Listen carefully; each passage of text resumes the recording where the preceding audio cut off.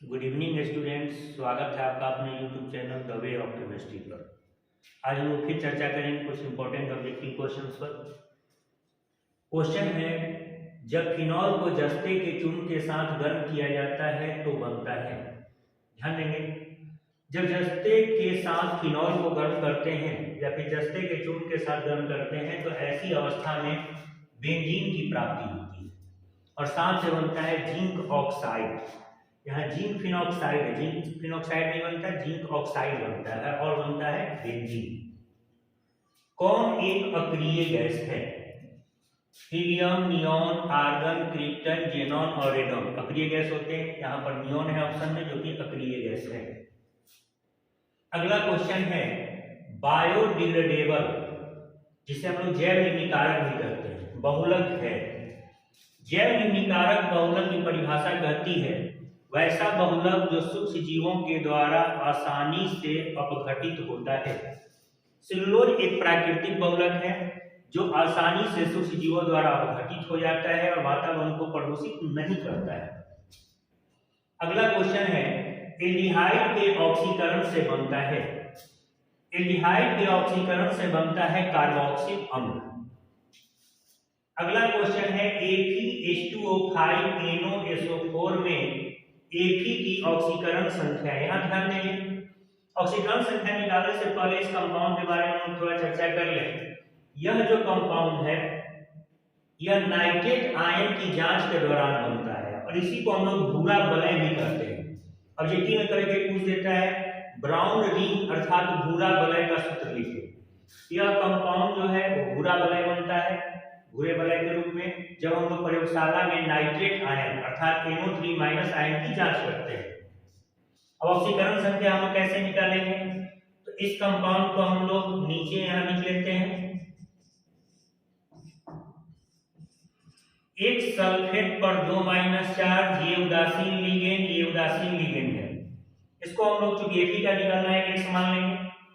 तो हमने पढ़ा है टोटल ऑक्सीकरण संख्या का मान किसी मॉलिक्यूल के लिए शून्य होता है। तो x + 0 + 0 - 2 बराबर 0, तो x बराबर +2। इसका ऑक्सीकरण संख्या हो जाएगा +2। चीलेट लिगेंड है। सबसे पहले चीलेट लिगेंड की परिभाषा की हम लोग बात करते हैं। वैसा लिगेंड जो बाइडेंटेट या पॉलीडेंटेट होता है वह जब जटिल का निर्माण करता है तो बंद संरचना बनती है और इन दोनों लिगेंड को अर्थात बाइडेंटेट और पॉलीडेंटेट लिगेंड को संयुक्त रूप से चीलेट लिगेंड कहते हैं। जिन यौगिकों में चीलेट बनता है अर्थात रिंग बनता है अर्थात वलय बनता है वे अधिक अस्थायी होते हैं। तो यहाँ ध्यान देने की बात तो ये है कि बाइडेंटेट और पॉलीडेंटेट लिगेंड अस्थायी जटिल अर्थात कॉम्प्लेक्स कंपाउंड बनाते हैं। वो भी ऑब्जेक्टिव अलग से पूछता है। अब यहाँ सबसे कॉमन एग्जांपल जो एग्जाम में पूछे जाते हैं वो कौन कौन है?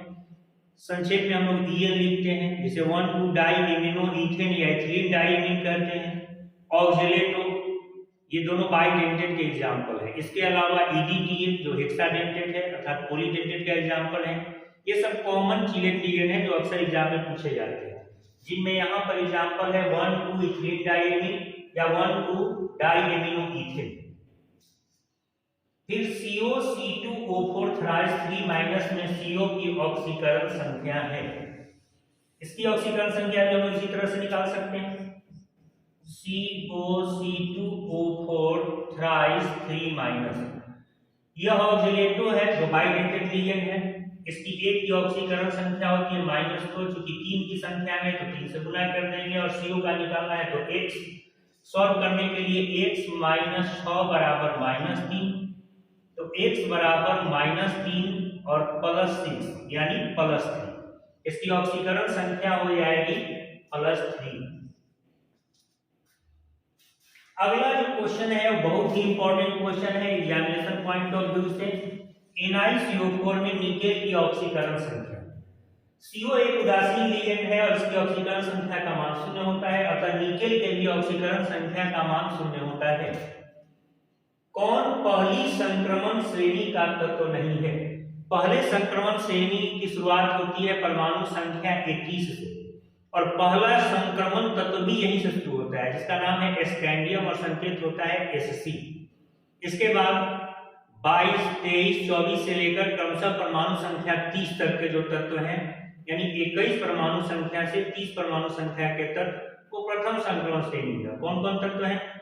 Scandium, titanium, vanadium, chromium, manganese, iron, cobalt, nickel, copper और जिंक। इस पूरे श्रेणी में कहीं पर चांदी नहीं है। चांदी द्वितीय संक्रमण श्रेणी का तत्व होता है। HCl4 का आकार होता है। ध्यान देंगे HCl4 की जब हम लोग संरचना की बात करते हैं तो कुछ इस प्रकार की संरचना बनती है, जिसमें ये दोनों लोन पेयर इलेक्ट्रॉन को दर्शाते हैं। तो यह जो इसका शेप बनता है, आकृति बनती है, तो स्क्वायर प्लानर की बनती है। HCl4 जो होता है वह वर्ग तलीय अर्थात स्क्वायर प्लानर की आकृति रखता है। कौन H2SO4 में घुलकर ओलियम देता है? ओलियम का सूत्र होता है H2S2O7। तो H2SO4 में क्या जुड़ने के बाद यह बनेगा? तो हम लोग पाते हैं कि एक S और 3 O जुड़ने के बाद इसका निर्माण होगा, अर्थात SO3। तो ओलियम बनता है H2SO4 में SO3 मिलाने के बाद। ये सब ऑब्जेक्टिव के इंपॉर्टेंट क्वेश्चंस हैं। कुछ अन्य क्वेश्चंस की चर्चा हम लोग अगले दिन भी करेंगे ऑब्जेक्टिव की। देखिए कुछ स्टूडेंट्स इसे नोट भी कर सकते हैं यहाँ से। ने कमेंट बॉक्स में पूछा है कि एक्सप्लेन वाई और भार पैटर्न्स के संबंध में भी कुछ इंपॉर्टेंट क्वेश्चन के डिस्कशन के संबंध में। तो कुछ हम लोग आज भार पैटर्न्स में के इंपॉर्टेंट क्वेश्चंस का डिस्कशन भी करेंगे जो अक्सर एग्जाम में पूछे जाते हैं।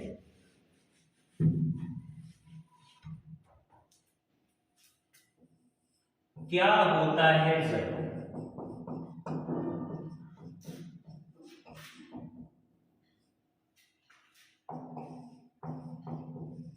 इथेनॉल या इथाइल अल्कोहल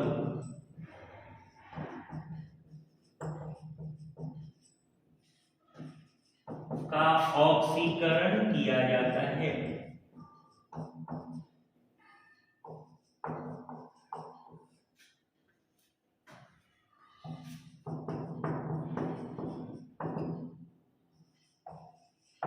क्या होता है जब इथेनॉल या इथाइल अल्कोहल का ऑक्सीकरण किया जाता है? इस क्वेश्चन का उत्तर होगा जब इथेनॉल या इथाइल अल्कोहल का ऑक्सीकरण किया जाता है तो ऐसी अवस्था में पहले एसिटल्डिहाइड फिर एसिटिक अम्ल बनता है। रिएक्शन कुछ इस प्रकार से होते हैं।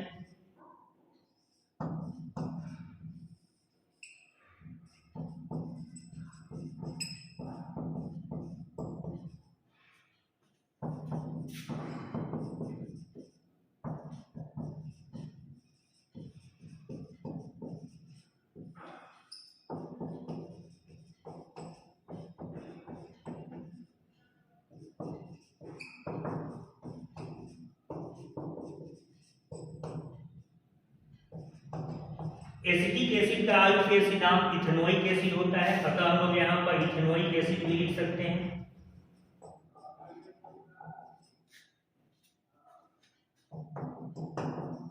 यह इथाइल अल्कोहल या इथेनॉल है।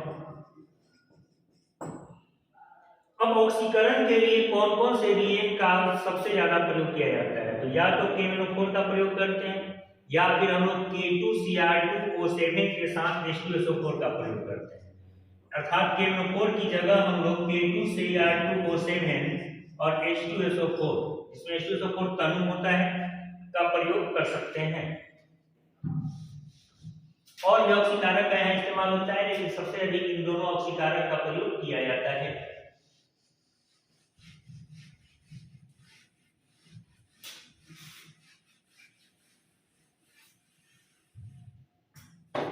अगला क्वेश्चन है, क्या होता है जब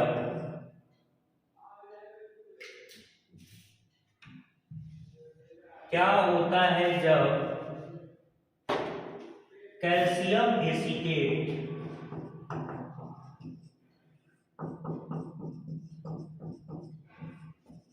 का शुष्क श्रवण किया जाता है।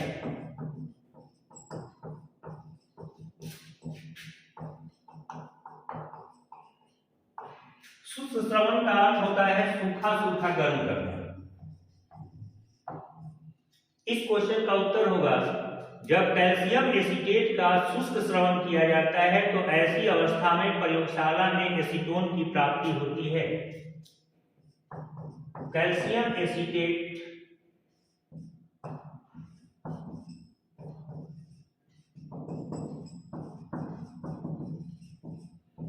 को जब हम लोग सूखा गर्म करते हैं या शुष्क श्रवण करते हैं तो एसीटोन की प्राप्ति होती है। साथ ही कैल्शियम कार्बोनेट भी बनता है। तो इस पूरे प्रक्रिया में जो एसीटोन बनता है इसका आयुक्त नाम होता है प्रोपानोन। तो हम लोग इस उत्तर को कुछ इस प्रकार से भी लिख सकते हैं कि जब कैल्शियम एसीटेट का शुष्क श्रवण किया जाता है या उसे शुष्क अवस्था में गर्म किया जाता है तो प्रोपानोन की प्राप्ति होती है, क्योंकि एसीटोन का ही दूसरा नाम है प्रोपानोन, जो आयुक्त नाम है।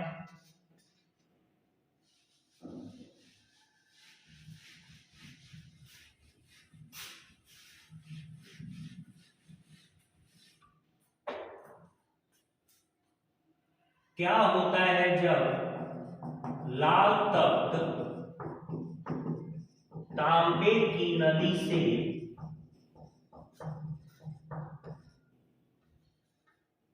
एसिटिलीन गैस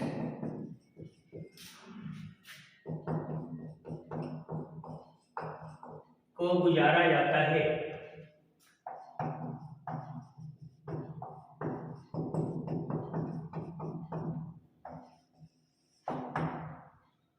आंसर होगा कि जब लाल तप्त तांबे की नली से एसिटिलीन गैस को गुजारा जाता है तो ऐसी अवस्था में यह बहुलीकृत होकर बेंजीन का निर्माण करता है। यह एसिटिलीन है, इसे हम लोग इथाइन भी कहते हैं, इसका आयुर्वेद नाम है इथाइन। जब इसको हम लोग तांबे की नली से गुजारते हैं या लाल तप्त तांबे के ऊपर प्रवाहित करते हैं तो ऐसी अवस्था में इसके 3 मॉलिक्यूल आपस में बहुलीकृत होकर बेंजीन का निर्माण करते हैं। C6H6 अर्थात बेंजीन बनता है।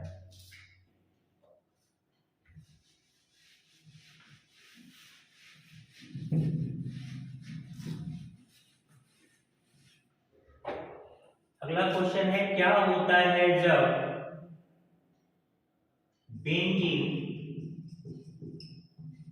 को सान H2SO4 के उपस्थिति में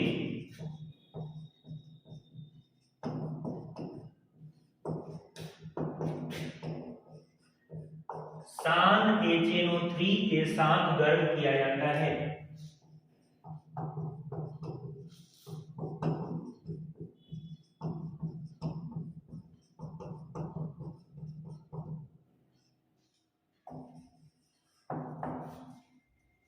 आंसर होगा जब बेंजीन को सान H2SO4 के उपस्थिति में सान HNO3 के साथ गर्म किया जाता है तो ऐसी अवस्था में नाइट्रोबेंजीन बनता है।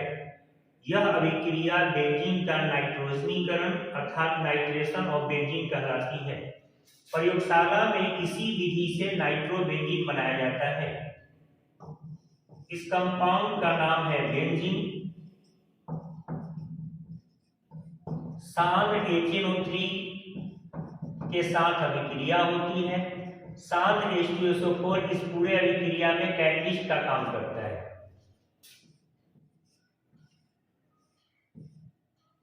तो बनता है नाइट्रोबेंजीन।